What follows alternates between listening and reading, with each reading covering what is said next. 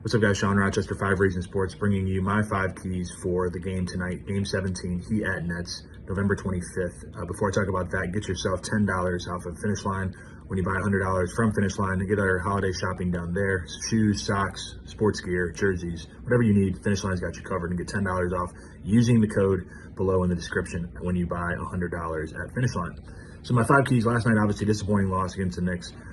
Fourth quarter collapse, just a variety of things. A lot of people are going to point to the Jimmy Butler shot and the decision with that, and I didn't like it, but the game was lost well before that. So hopefully tonight we can pick it back up. But my first key really is who is actually going to be available tonight. And as I record this on Saturday morning, right now we're still kind of waiting for that news to come out of shoot around and whatnot. So Jimmy tweaked his ankle. Is he going to play on the second night of a back-to-back? I would guess not. That means probably Jaime Jaquez starts in his spot. Could Bam sit with his hips and knees and just overall maintenance?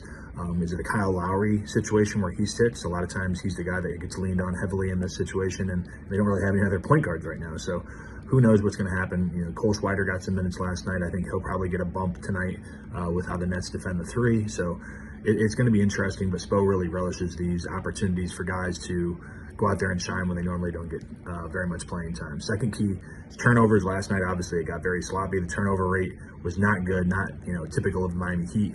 And when we look at the Nets, they are league worst in terms of forcing turnovers, 11.4%. So it's not a defense that's very aggressive in forcing those types of turnovers. It's also a bottom 10 defensive rating, around a 117 defensive rating. So it's an opportunity. Miami usually against teams like this, and this is the third time we've played them, we've averaged 113.5 points a game against them this season.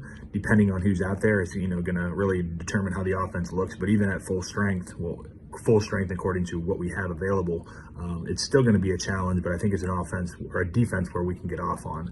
The third one is the balance. I talk about this every time. Last night it was too much threes. We were higher, I think, a 39% rate from three.